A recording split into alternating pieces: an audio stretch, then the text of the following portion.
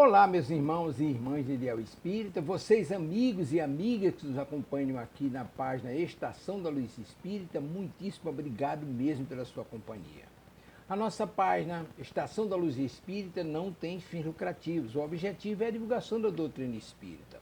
E é por isso que nós reunimos aqui esta sede de matérias espíritas para que possa atender às suas necessidades, estudo, lazer, pesquisa. Você encontra aqui na nossa página Estação da Luz Espírita os livros da codificação, obras suplementares, entrevistas, palestras e os programas da Web Rádio Estação da Luz de Natal e Web Rádio Cristo Consolador de São Paulo. Ou seja, um acervo que atenda às suas necessidades, sem fins lucrativos. O objetivo é a divulgação da doutrina espírita. E agora eu convido você para nos acompanhar na reprodução de mais esse trabalho imperdível. Muito obrigado mesmo pela sua companhia e vamos juntos!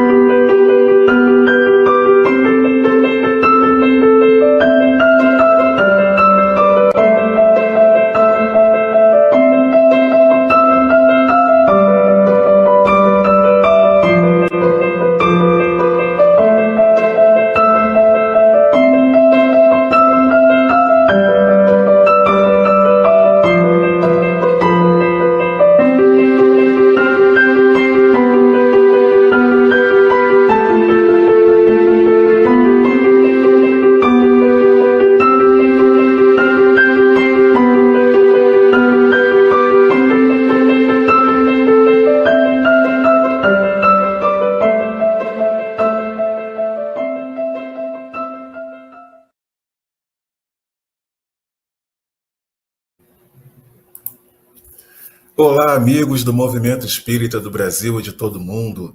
Sexta-feira, 21 horas, está entrando no ar o programa Por Dentro das Escrituras. Um programa onde fazemos uma viagem por todo o Antigo Testamento, toda a jornada desde a criação até o último dos profetas, Malaquias. Todos os fatos que nos anunciam a chegada do nosso Mestre Jesus. Cristo é o poder de Deus e a sabedoria de Deus. E quem ignora as Escrituras, ignora o poder e a sabedoria de Deus. Portanto, ignorar as Escrituras sagradas é ignorar a Cristo. Palavras de São Jerônimo, padroeiro dos estudos bíblicos, Jerônimo de Dalmácia, primeiro tradutor da Bíblia para o latim, a Vulgata. Deixem seu like, comentem, compartilhem, se inscrevam no nosso canal, acionem o sino de notificação, para que cada vez mais o nosso trabalho, o trabalho de todos os amigos da nossa web Rádio Cristo Consolador, alcance mais amigos do movimento espírita. Certo, queridos? É muito importante essa participação de vocês. Vamos orar? Vamos rogar ao nosso Mestre Jesus, que nesse momento, onde iniciamos o nosso trabalho, tenhamos, pela graça de Deus, muita paz, muita harmonia, muito aprendizado, e que todos os amigos espirituais, nesse momento, nos envolvam, nos intuindo, nos dando clareza, e que possamos, todos juntos, estarmos compreendendo as Escrituras, compreendendo, tendo a revelação divina do nosso Mestre Jesus. Esteja conosco, Mestre e amigos, que assim seja. Bem, queridos, vamos lá, vamos ver quem já está por aqui conosco. Meu querido amigo Vitor Luz, bom dia. Minha querida Albertina Zacarias, minha colega de trabalho aqui na Web Rádio Cristo Consolador. Bom, eu dei bom dia, né, gente? Boa noite, eu acho que eu dei bom dia, boa noite. Lena Monteiro, querida, boa noite. Marco Juver, boa noite, querido amigo. Maria Cristina Figueiredo, boa noite, minha querida. Sejam todos muito bem-vindos, quem não se manifestou ainda, quem vai estar chegando, muito, muito bem-vindos. Hoje o nosso papo é muito interessante, esse capítulo, esses dois capítulos, vamos tratar do capítulo 4 e capítulo 5, é onde nós vamos ter a famosa queda de Jericó. Tá? Tenho certeza que vocês todos já ouviram falar de tudo que aconteceu em torno da queda de Jericó, e hoje vamos contar essa história de uma forma mais clara. Tá? Até porque muito que se fala da queda de Jericó, tem música, nós já ouvimos várias formas de nos transmitirem esse acontecimento, é mais ou menos, como você fala a vocês, muito da tradição que nos trouxeram desde a nossa infância, quando nós vamos ver ali o que está escrito realmente nas Escrituras, é um pouquinho diferente, vocês vão entender isso. Na semana passada, nós tratamos especificamente da travessia do Jordão, tá? Toda a preparação que foi feita, aí vemos a travessia, a questão dos memoriais, que são 9 durante todo o livro de Josué, tá? São memoriais que marcam determinadas ações, determinados momentos dessa tomada da Terra Prometida. Hoje, nós vamos falar, antes da queda de Jericó, sobre circuncisão. É muito interessante esse capítulo 4, que antes de começar, enfim, a guerra, a batalha, que derruba os muros de Jericó, da cidade a tomada, vai haver um evento muito interessante que é de circuncisão, e nós vamos ver isso. Tá? No capítulo 4, o que acontece de início? Vemos que o povo de Israel veio ganhando batalhas nos últimos tempos, até chegar aquele momento, estavam ganhando várias e várias batalhas. Então, os reis amorreus e cananeus, quer dizer, os reis que viviam já a Terra Prometida, eles já não estavam com ânimo de desafiar ou de enfrentar o exército de Israel. Né? Então, eles, como que não vou lutar contra esse povo porque ele tem um Deus poderoso, está vencendo todo mundo, não adianta eu lutar porque eu vou perder. Seria mais ou menos isso. Mas aí acontece uma coisa muito interessante. São aqueles acontecimentos que são descritos na Bíblia para nós trazermos para nossas vidas. Por quê? Os reis estão com medo, não vão lutar, mas Deus faz com que o povo perca essa vantagem. Vamos imaginar, temos um exército que vai atacar uma determinada cidade. A determinada cidade já avisou que está com medo, não vai se defender. Mas aí o que nós fazemos? Vamos atacar, óbvio, né? Não, mas Deus não faz isso, nós vamos entender. Tá? E é pela questão da circuncisão. Tá? O que vai acontecer? Começando lá no verso 2, vamos falar da circuncisão do povo em Gilgal. Tá? Eu vou explicar para vocês o que é Gilgal. Então, naquela ocasião, o que acontece? Deus manda que antes de atacar Jericó, Josué faça a circuncisão em todos. Tá? Lembrem-se da quantidade de pessoas que eram, em todos os que vão à batalha. Tá? Primeiramente, todos eles que vão à batalha. E lembre-se, quem nos acompanha há um bom tempo, vai lembrar que em determinado momento, lá em Gênesis, o que acontece? Os filhos de Jacó, para se vingarem de um determinado povo, eles enganam esse povo dizendo que vão se aliar, que vão trazer ele para o lado deles, vão fazer circuncisão dessas pessoas, eles vão ter infecções e vai se facilitar com que esses filhos vão lá e matem a todos do povoado.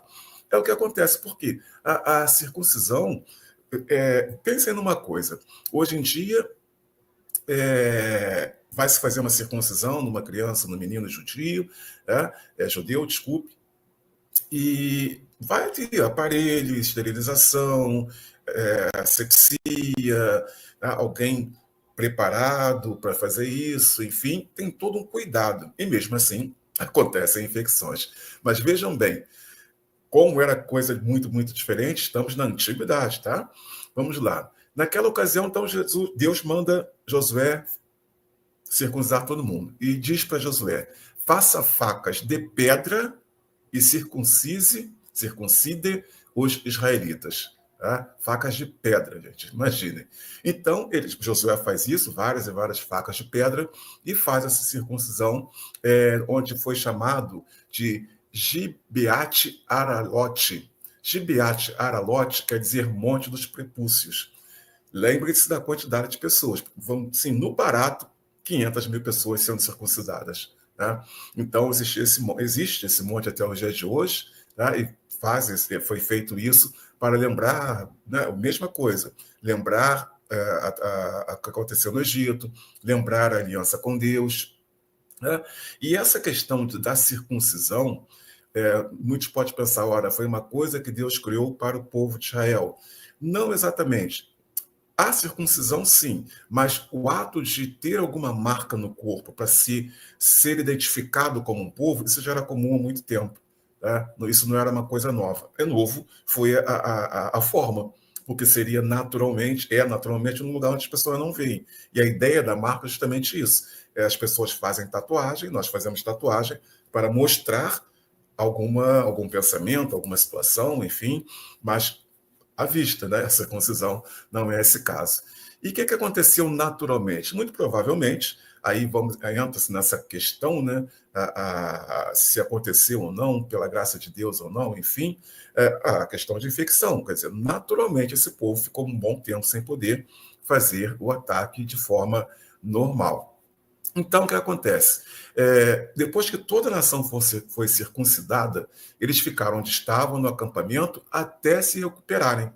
Né? Como eu falei para vocês, se recuperou mais rápido ou não, é indiferente. A questão é que se teve, provavelmente, uma semana, no mínimo, de recuperação, porque se cortou com pedra, facas de pedra. Né? Então, é uma vantagem. Imagine se o outro rei, né, vendo aquilo, se anima e ataca. Não, mas eles estavam tão temerosos que o povo ficou ali, todo o exército infeccionado, com uma dificuldade de recuperação antes do ataque. Tá? Então, Deus vai dizer para Josué: hoje removi de vocês a humilhação sofrida no Egito. Por isso, até hoje, o lugar se chama Gilgal. Tá? Gilgal é um círculo de pedras.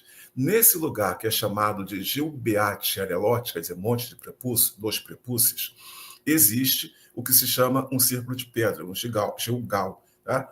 Tem lá, até os dias de hoje, aos arredores ali, sítio arqueológico, que tem os registros sobre isso. Tá? Então, na tarde do 14º dia do mês, quer dizer, o início, tá, desse tempo, foi comemorada a Páscoa. Né? Foi o tempo de se comemorar a Páscoa, e para depois de comemorar a Páscoa, aí sim, fazer o ataque a Jericó. É como se Deus colocando em um novo começo. Quer dizer, foi o tempo da circuncisão, o tempo da recuperação, celebrar a Páscoa, os pães ázimos, todo o processo até entrar na Terra Prometida, até dar o início à tomada da Terra Prometida, é o símbolo do início. Lembre-se, quando Deus tira o povo do Egito, ele marca a Páscoa como símbolo do início da saída. Quando chega no Monte Sinai, tem a Páscoa como símbolo de uma nova aliança, um novo recomeço com Deus. Tá? E aqui está acontecendo a mesma coisa. O Monte Gilgal, ele é muito importante. Ele é citado 39 vezes nas Escrituras, tá? Pela importância do que aconteceu, pela importância simbólica da aliança com Deus, enfim. 39 vezes, em algum momento, esse monte é citado. E é o primeiro acampamento na Terra Prometida. Quer dizer, simbolicamente, o primeiro lugar onde o povo tomou para si na Terra Prometida é o Gilgal, tá? O Monte dos Prepúcios. Então, eles comeram os pães ázimos, enfim, e interessante que eles comemoram a Páscoa, fazem os alimentos da Páscoa, mas um dia depois, tá, o maná cessou e eles têm que começar a produzir. Lembre-se que eu falei para vocês semana passada, Deus vai falar, o maná vai acabar. Agora vocês, aliás, Josué fala, preparem as provisões, quer dizer, as alimentações, que o maná era diário, não tinha preparação. Mas agora não, agora definitivamente acabou a vida do deserto, acabou o maná e a vida de produção para aquele povo. Tá? Chegando também minha queridíssima Luciana Santos, muito bem-vinda. E, enfim, vamos chegar à queda de Jericó. A conhecida, propalada, cantada derrubada de Jericó. Bom, o que acontece? Então, o que vai estar escrito aqui a partir do verso 13? Estando Josué já perto de Jericó, olhou para cima, veja que coisa importante. Ele olha para cima e vê um homem de pé. Tá?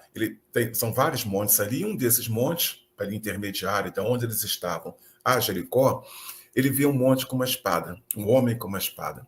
Então, Josué vai se aproximar desse homem e vai fazer a seguinte pergunta: você é por nós ou você é por nossos inimigos? Né? Pergunta básica. Ele não conhecia o homem, nunca viu. Então ele vai perguntar: olha, você está aqui por nós ou pelo inimigo? Vejam o verso 14, que diz: nenhuma coisa nem outra, respondeu ele. Venho na qualidade de comandante do exército do Senhor. Então Josué prostou-se o rosto na terra em sinal de respeito e lhe perguntou: que mensagem o meu senhor tem para o seu servo? O comandante do exército do Senhor respondeu: tire as sandálias dos pés, pois o lugar em que você está é santo. E Josué as tirou. Tá? E aí termina o capítulo 5, desculpa, eu falei 4, eu acho, não é capítulo 5. Aí termina o capítulo 5, e aqui tem uma coisa muito importante para nós analisarmos, muito, muito importante. Por quê? O que está dizendo aqui especificamente? Comandante do exército do Senhor, quer dizer, a ideia da materialização de Deus ali para Moisés, para Josué. E o que Josué pergunta? É do meu lado ou do outro? Isso é muito simbólico. Deus cuida dos seus. Tá? E Deus não tem partido, Deus não tem facção, Deus não tem lado. Tá? Quando ele fala, quando ele responde a Josué dizendo que ele vem na qualidade do exército do Senhor, ele vem na qualidade de quem vai estar seguindo a lei divina. Por isso, a resposta de Moisés, de Josué é perfeita. Tá? A ação que ele tem é perfeita. Porque se ele vem na qualidade de comandante do Senhor, Josué se prostra, porque ele segue a lei. Tá? E logo vai perguntar qual a mensagem o Senhor tem para seu servo. É muito importante esse verso 14, 15. Tá? Eu sou servo de Deus. Ponto. Aí não me interessa se Deus, na minha mente humana tem aquela coisa, né? Deus está de um lado, Deus está do outro. Não. Deus está do lado de quem está seguindo a lei. Simples assim. Por quê? Muitas das vezes nós vemos cristãos mesmos defendendo suas causas e colocando Deus como defensores das suas causas. Tá? E não agindo como Josué agiu. Se prostrando e se colocando na causa divina, na causa que com certeza Deus, que é aquela coisa básica, livro dos Espíritos, quando o homem sofre, quando nós temos dificuldade, Espíritos vão responder, quando vocês se afastam da lei divina. Nós temos dificuldades porque não estamos obedecendo a lei. Isso foi mostrado durante todo o período de deserto. Todas as vezes que o homem desobedecia a lei, sofria. Toda vez que o povo de Israel obedecia a lei, estava em vida tranquila e em fartura.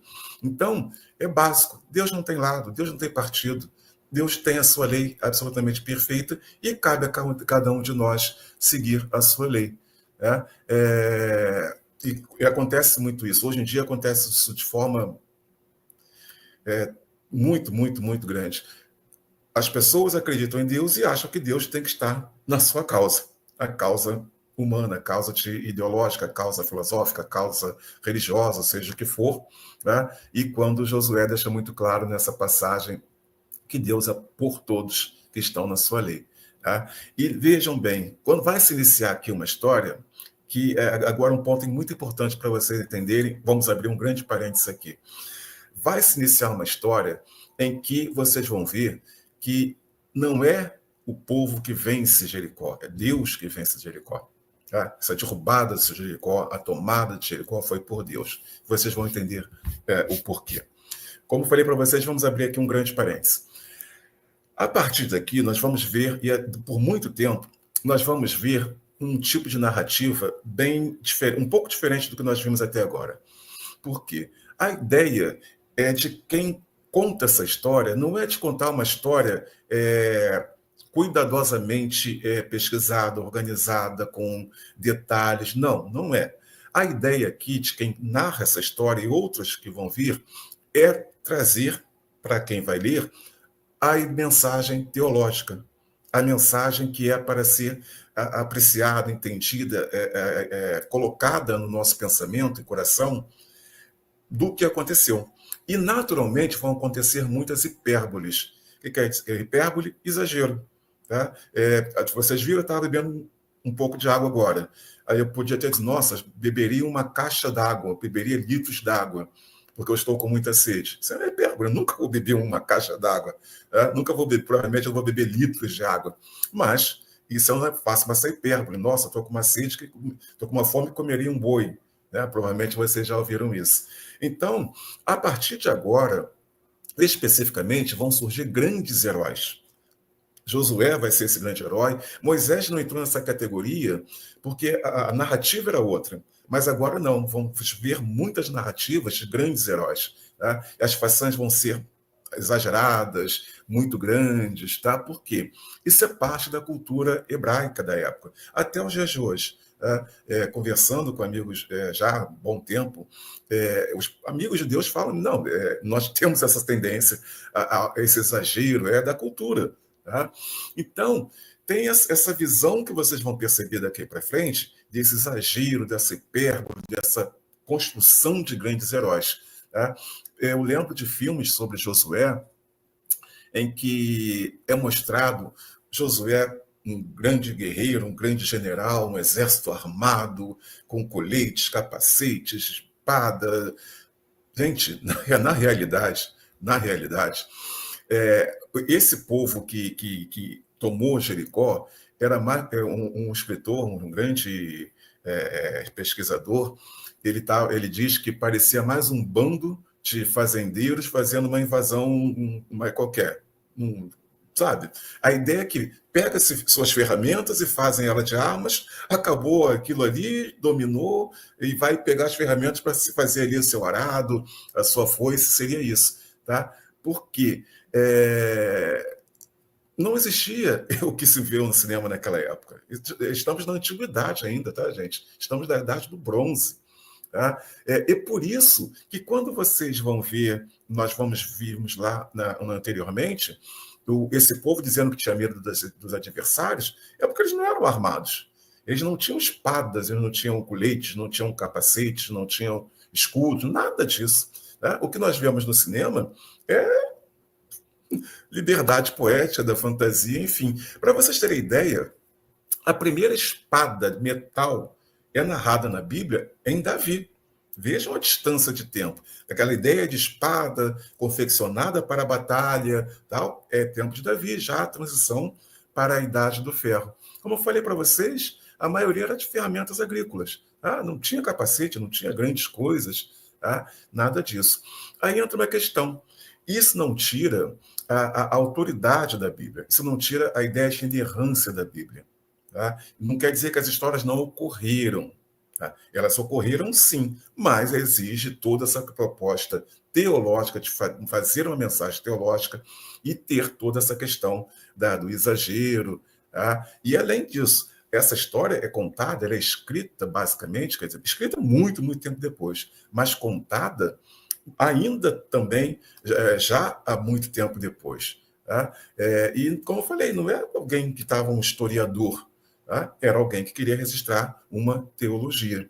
Tá? Então, os acontecimentos, tá? Trazendo aqui uma questão bem técnica, os acontecimentos eles não são autoritativos. Tá? Quer dizer, não é aquela coisa, a interpretação do autor, sim. A autoridade que remete é a ideia que o autor está nos trazendo. E a ideia aqui é que Deus tem poder para derrubar muros. Deus tem poder para entregar ao povo uma cidade inteira. Tá? Essa autoridade, essa autenticidade vem do pensamento do autor e não da história em si. Tá? O autor exagera, colocando um grande acontecimento, mas a história em si aconteceu. Os registros exigem até hoje, Jericó está lá até hoje com seus sítios arqueológicos para nós entendermos. E antes de fechar o parêntese, aconteceu lá, foi em 1888, mais ou menos, tá? Terminou em 88, começou em 78, foram 10 anos de um estudo, tá? Um grande encontro de especialistas, né, que se chama, foi Concílio Internacional de Inerrância Bíblica. Foram 10 anos de estudo, de pesquisa, com mais de 300 eruditos da época, e eles escrevem a Declaração de Chicago sobre isso. Tá? É um calhamaço, tem a declaração, enfim, ela tem um trecho pequeno, sobre a inerrância, tá? Mas existe um grande estudo, não é porque eu estou chutando isso aqui não, tá, gente? Existe, como eu falei para vocês, um estudo de 10 anos de grandes pesquisadores, historiadores, teólogos, antropólogos, arqueólogos, linguistas, para trazer esse pensamento que eu queria trazer para vocês antes de começar a contar essa história. Porque senão seria aquela coisa, seria mais uma pessoa contando uma história extravagante, sem dar o pano de fundo dela, sem dar o contexto dela.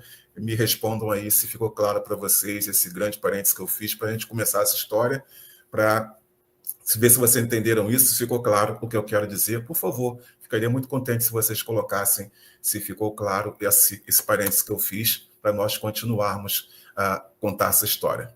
Certo?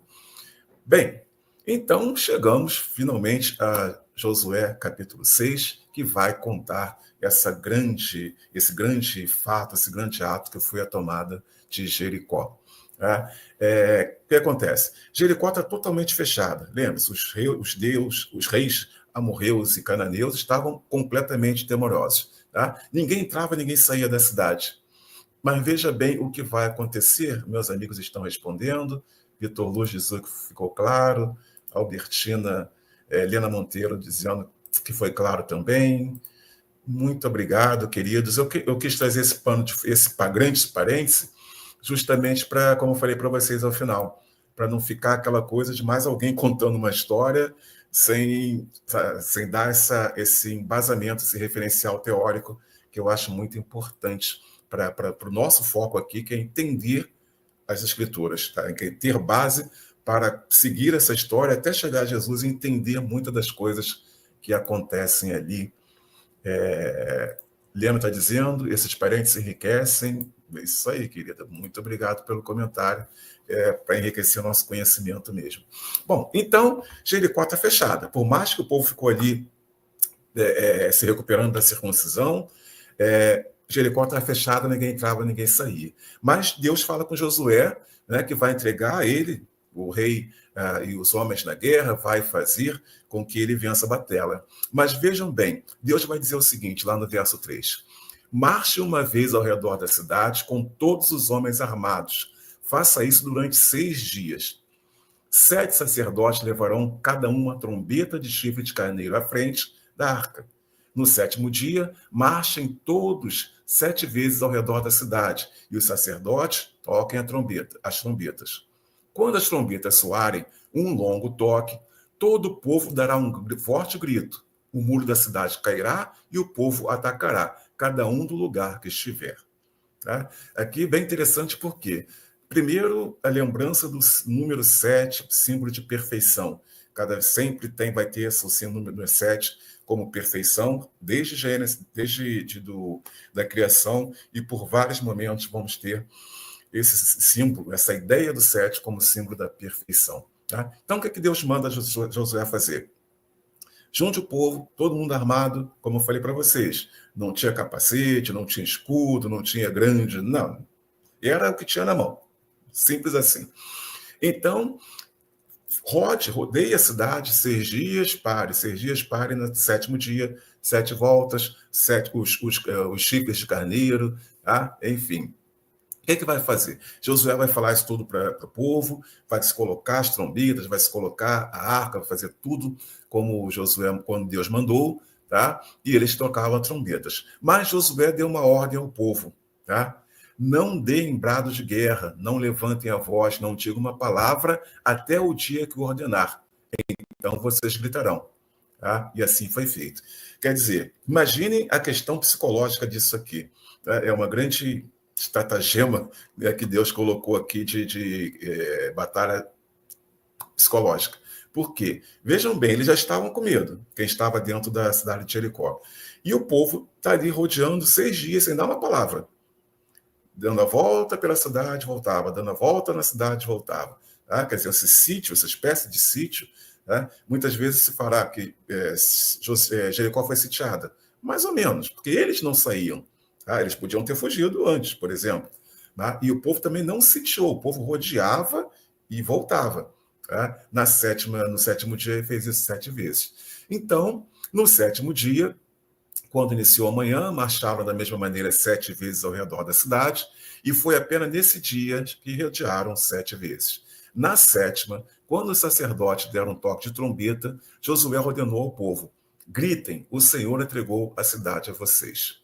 Tá? Então, a cidade, né, com tudo que nela existia, será consagrada ao Senhor para destruição. E aí ele vai lembrar de Raabe, ele vai dizer: apenas Raabe e a sua família, que estiver na sua casa, vai ser protegida, não vai ter sua destruição, vai ser salva, vai ser poupada. Palavra que estava fugindo, poupada.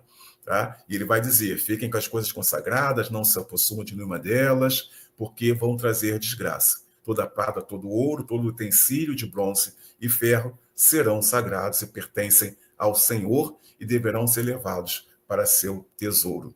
Tá? Aqui ele vai dizer, vocês vão lembrar que tem essa coisa das trombetas de Jericó. Eu já vi uma vez igrejas que tem o dia das trombetas, as pessoas ficam ali soprando a trombeta quando o pastor manda. É isso aqui, tá? É essa representação, e essa trombeta e o grito do povo é dito que derrubou os muros de Jericó. Né? E como eu falei para vocês, notoriamente não é o povo que vence, é Deus que vence. É o que Deus faz é que vai vencer.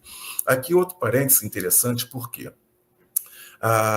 Aqui vai estar escrito: a cidade, com tudo que nela existe, será consagrada ao Senhor para destruição. Tá? Somente Raabe não vai ser destruída, seria isso. E essa palavra destruição vai aparecer outras vezes. Essa palavra no hebraico seria mais ou menos serim, erem, mais ou menos assim, tá? Meu hebraico não é nada maravilhoso, hebraico é só para estudar. Mas essa palavra, além de destruição, ela também pode ser utilizada para consagração e expulsão. Tá? O que foi consagrado ao Senhor, o que era para ser retirado, que estava fora da lei divina, essa palavra está inserida. Por que eu trouxe isso para vocês? Porque quando se usa, essa palavra aparece, vai aparecer várias vezes, já apareceu, tem-se a ideia de destruição como aniquilando todas as pessoas, o que não aconteceu. Nós vimos anteriormente que isso não aconteceu, nós vamos ver agora e futuramente que isso não aconteceu, porque a ideia é destrua tudo, é a ideia de eliminar todo mundo. Em algumas situações vai existir de fato um grande derramamento de sangue, mas não da forma que se coloca na destruição completa, até porque essa palavra, como eu falei para vocês, também pode ser utilizada para consagração ou expulsão. Tá? Então, às vezes podemos pensar: nossa, matou todo mundo? Não exatamente, tá? Mas aconteceu, vai acontecer outras vezes também. Então, fechando o capítulo, nós vamos ver que as trombetas soaram, o povo gritou, tá? E o muro caiu. Tá? E cada um foi atacando, foram tomando a cidade. Tá? Como eu falei, me fugiu o nome desse escritor, que ele fala, seria uma ideia de um bando de pessoas armados com suas enxadas, foices, madeiras, pedaços de pau, enfim, tomando alguma coisa. Tá? Então, foi consagrado a cidade ao Senhor, né? E aí vem o verso 21. Destruído ao fio de navalha da espada, homens, mulheres, jovens, velhos, bois, ovelhas e jumentos, todos os seres vivos que nela havia. Tá? Aí vem essa questão da palavra: consagraram a cidade ao Senhor, destruindo todas essas pessoas.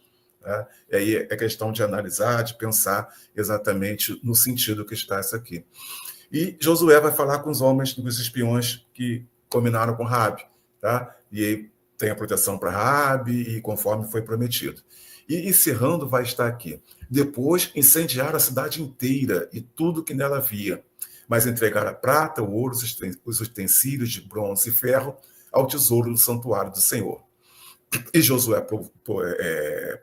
poupou a prostituta Raabe e sua família e todos os seus pertences, pois eles esconderam os homens que Josué havia mandado. Tá? Aí vejam que coisa interessante. Está escrito: e Raabe vive entre os israelitas até hoje. Tá? É muito interessante quando a gente pensa: quem escreveu foi Josué. Tá, mas quando Raabe ainda estava viva, Josué já estava morto há muito tempo. Aí fica comprovada, como nós vamos aprofundando a leitura, a questão das autorias. Né? Se a pessoa que escreveu está dizendo que Raabe escreveu, quer dizer que trouxe a lembrança, né? que levou a história, diz que Raabe está vivo até aquele dia, Então, foi essa pessoa que contou a história, não especificamente Josué. Tá? Para uma mesma situação de Moisés. Então, Josué vai terminar a tomada de Jericó dizendo: maldito seja diante do Senhor o homem que reconstruir a cidade de Jericó. Ao preço de seu filho mais velho lançará os alicerces da cidade. Ao preço de seu filho mais novo porá suas portas. Assim, o Senhor esteve com Josué, cuja fama espalhou-se por toda a região. Tá? Aqui nessa maldição, como eu falei para vocês, Jericó está lá até os dias de hoje. Tá? E, outro parênteses, Jericó é registrada, tida como a cidade mais antiga do mundo. Aí muitos vão pensar, ora, mais antiga? Como assim? Não, a questão é que Jericó é a cidade habitada mais antiga do mundo. Tá? Desde 10 mil anos atrás, ela é habitada até os dias de hoje, e tem excursão para Jericó, tem toda a questão turística, tudo que você está narrado aqui, as pessoas, nós podemos ver na cidade de Jericó. E a maldição é que para quem levantasse, sofreria, né, como ele coloca aqui, seu filho mais velho e seu filho mais novo sofreriam pelas pessoas que levantassem novamente a cidade de Jericó como símbolo. Aquele ali é o primeiro símbolo na Terra Prometida do poder de Deus sobre os outros que estão ali. Meu amigo Marcos Júlia está dizendo, perfeito, e é importante refletir na narrativa aparentemente exagerada e cheia de figura de linguagem. Exatamente, é importante refletir, é por isso que eu gosto de ler para vocês também a questão da língua, do idioma, porque algumas palavras que estão como destruição, morte, ou alguma coisa assim definitiva, tem outras designações, definições, enfim. Por quê? Vamos lembrar o seguinte, já que você tocou nessa questão da figura de linguagem, nesse momento que está sendo, vamos pensar, nesse momento de Josué, não existiam vogais no hebraico. A vogal no hebraico vem muito depois. Então, muitas e muitas palavras serviam para muita coisa.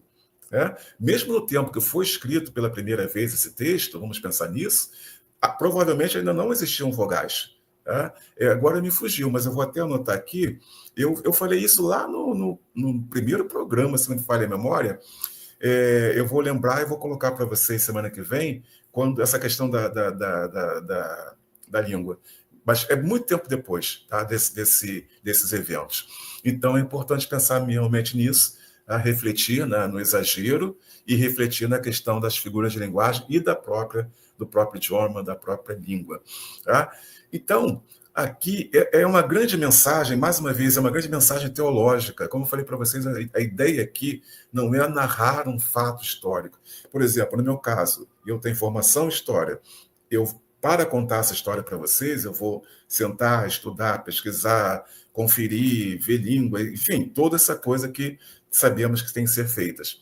Porque eu estou trazendo para vocês uma questão histórica, uma questão da leitura, da interpretação, enfim. Se eu quero trazer uma mensagem teológica, eu não preciso fazer nada disso. É só pegar o que eu quero, a história que eu quero contar e fazer uma narrativa com que a mensagem teológica que eu quero entregar seja atendida. Por exemplo, agora eu vou trazer uma mensagem teológica para vocês, mas antes eu trouxe toda uma mensagem histórica.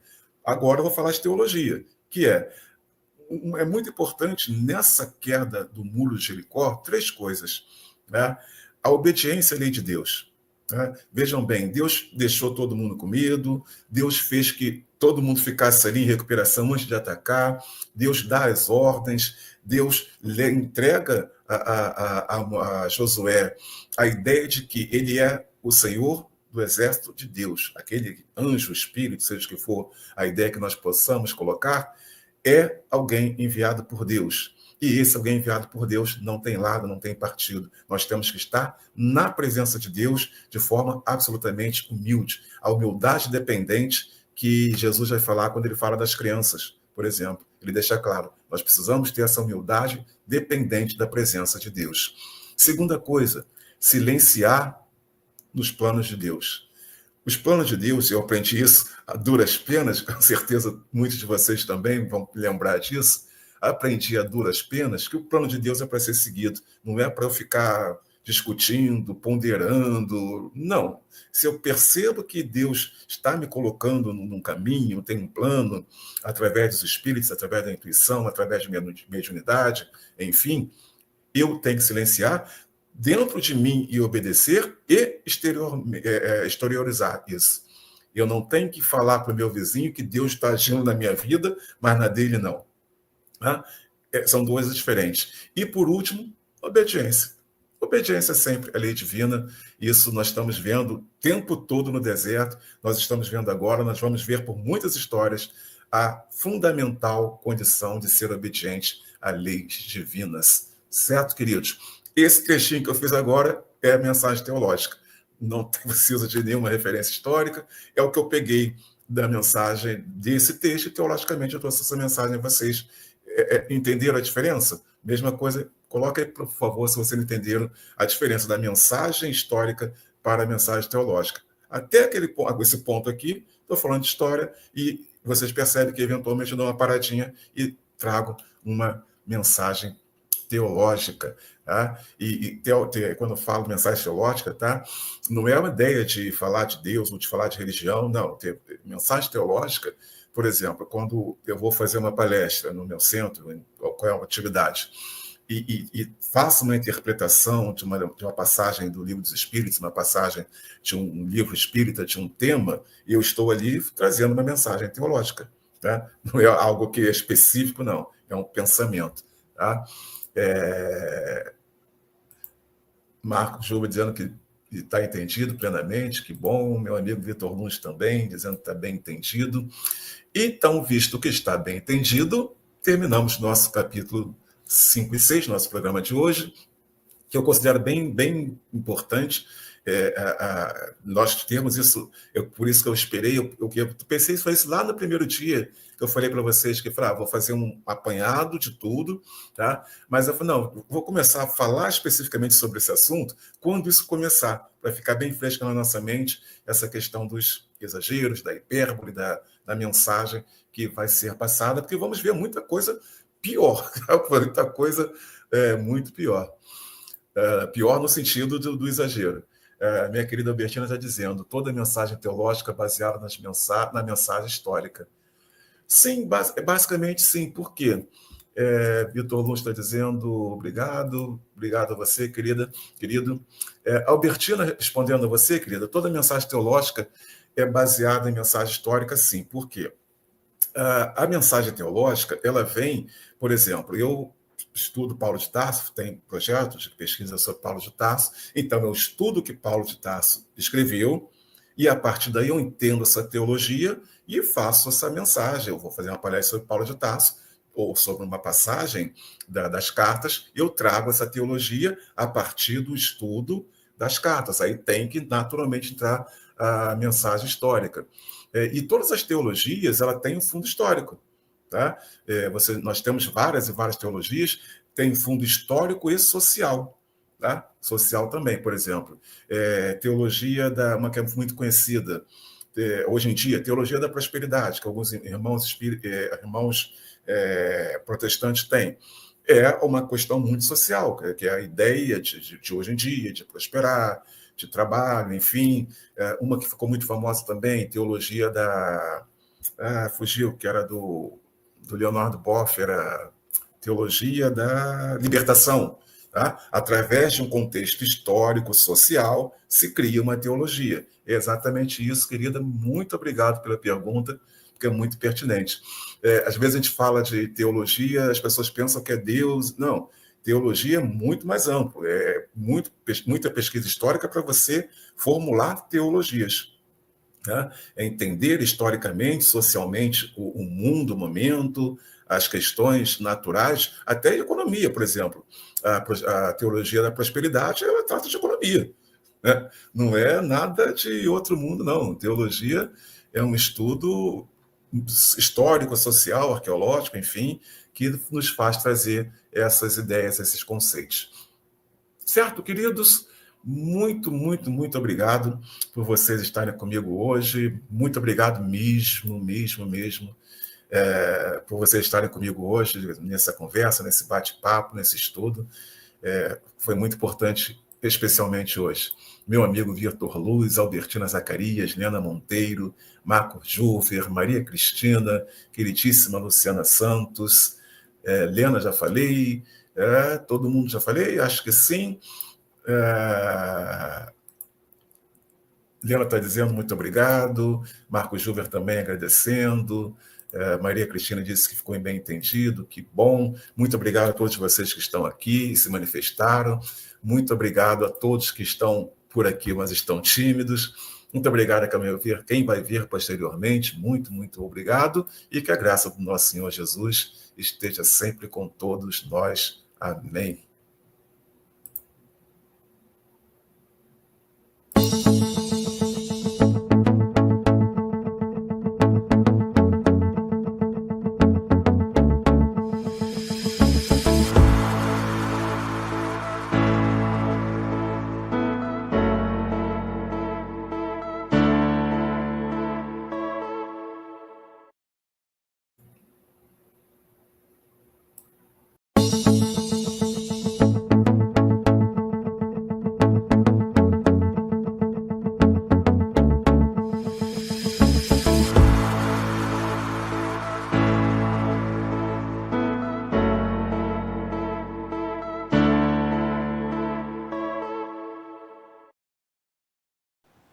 Chegamos ao final da nossa atividade. Muitíssimo obrigado mesmo pela sua companhia e espero você no próximo evento.